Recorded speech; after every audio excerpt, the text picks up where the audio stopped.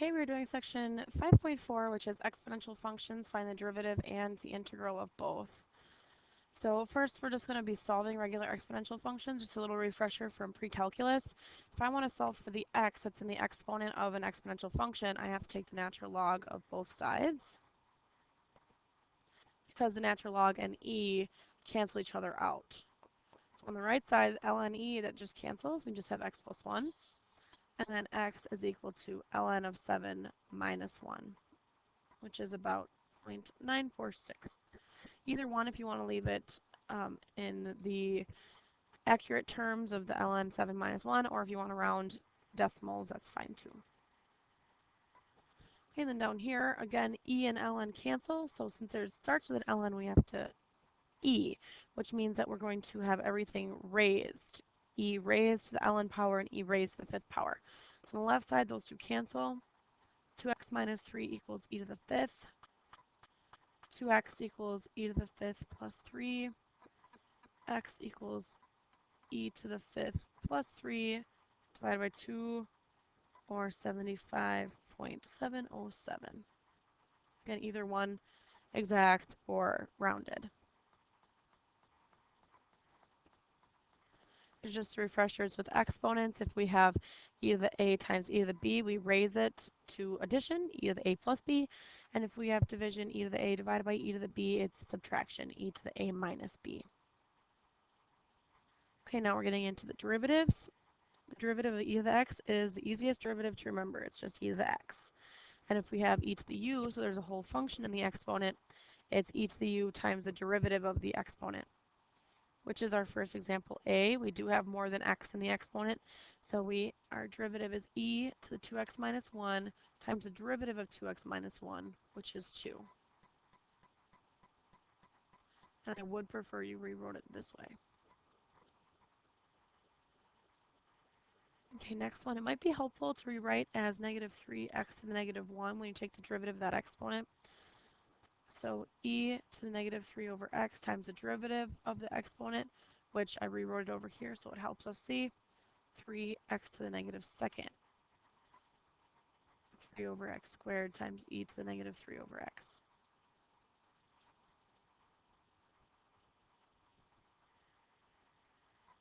We need to find the extrema. So finding the extrema means we need to find the derivative first. This is the product rule because we have x as our f and e to the x as our g. So f prime is f g prime plus g f prime. And we can factor this, taking e to the x out of both, make it a little bit easier to find the extrema of. Critical points occur at just negative 1. E to the x is never equal to 0, so that one is not going to be anything. And then we could test negative infinity to negative 1, and negative 1 to positive infinity. And we find that we are decreasing, then increasing, which means we have a minimum. And that's negative 1. If you plug negative 1 into the original, it's negative e to the negative 1. And it's all right to leave it like that. Or again, if you want to get the decimal instead, you can do that too. Okay, show that the standard probability density function, which is 1 over square root of 2 pi times e to the negative x squared over 2, has points of inflections at plus or minus 1. So points of inflection mean we have to take the second derivative. So let's start with the first.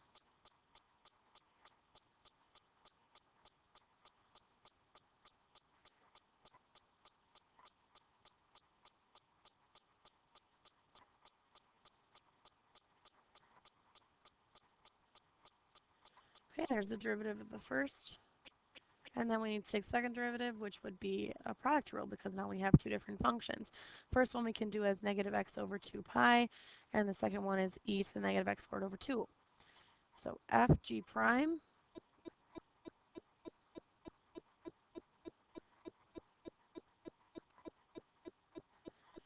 plus g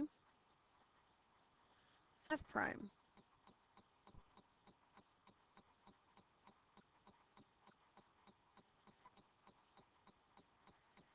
Okay, so at this point we can see that both terms have a e to the negative x squared over 2 over the square root of 2 pi in them, and we can factor out in the first one it's going to be a positive x squared, and the second one's going to be negative 1, because we're trying to find the points of inflection, so we want to set the double derivative equal to 0, and the easiest way to do that is to factor it any way we can. So pulling out that e to the negative x squared over 2 divided by x squared root of 2 pi is actually extremely helpful. So we see that our possible points of inflection are right here, possible POI at plus or minus 1, and if we went through and tested it, we would see that these are both points of inflection. That's what we wanted.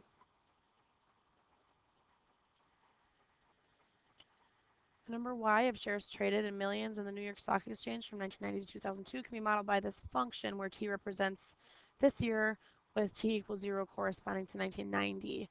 At what rate was the number of shares traded in 1998? So rate, derivative, so we need to take the derivative.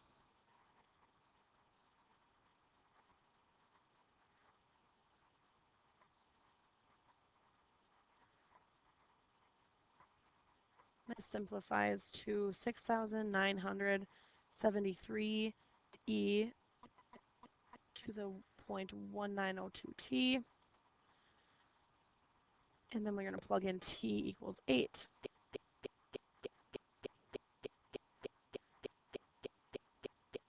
And y prime is approximately 31,933, and this is in million shares per year.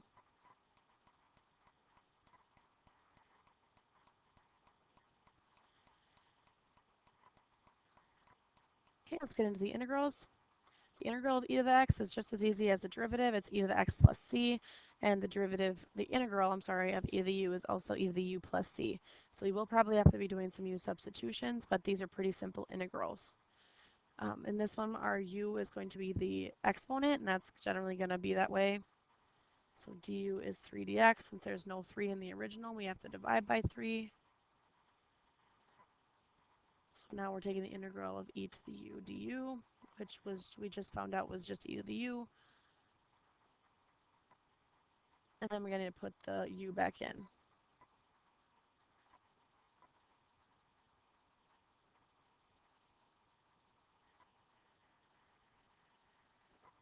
Okay, like I said, generally the exponent's going to be the u if there's no division in the problem. So our u is negative x squared. Du is negative 2x dx. Some people find it helpful to bring that 5 out front right away so that nobody gets confused as to where that should go. So obviously that 5 is not a concern, so we just need to divide by negative 2 to get x dx. So now we have negative 5 halves integral of e to the u du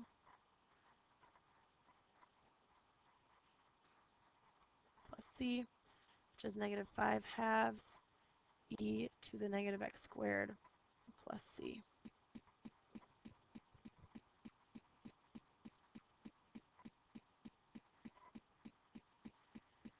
Okay, so here's a couple more. Our u is the exponent, 1 over x. The u is negative 1 over x squared dx, which almost matches perfectly, only we don't need that negative. So get rid of the negative. Negative e to the u du equals negative e to the 1 over x plus c. Our u in letter B here is cosine. Du is negative sine dx. So we need to get rid of that sine. Negative integral of e to the u du. Every time, most of the time, it'll come out this way. Nice and simple.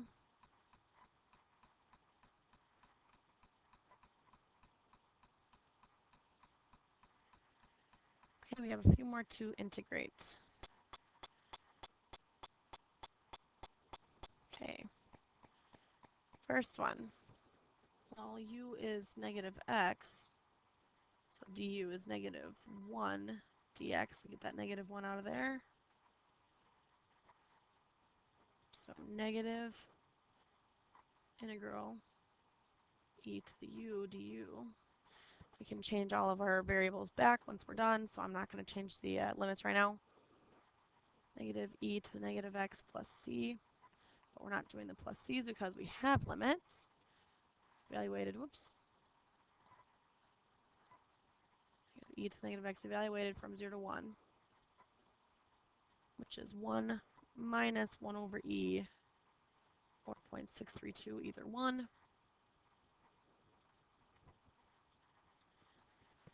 This one's a little tricky on letter B.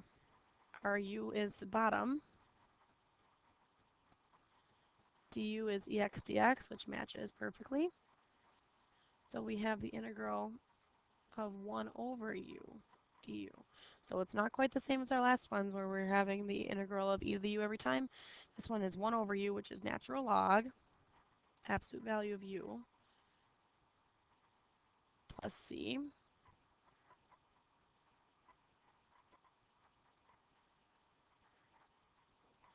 So evaluating this one is natural log of 1 plus e minus the natural log of 2, which is approximately 0.620. Either one of those is acceptable. And the last one, our u is e to the x, that's our inside function. Du is e to the x dx, so that matches. So we're taking the integral of cosine u du, which is sine, and put the u back in, evaluated from negative 1 to 0, which is sine of 1 minus sine e to the negative 1, 0.482. Okay, and that is integrating and differentiating exponential functions.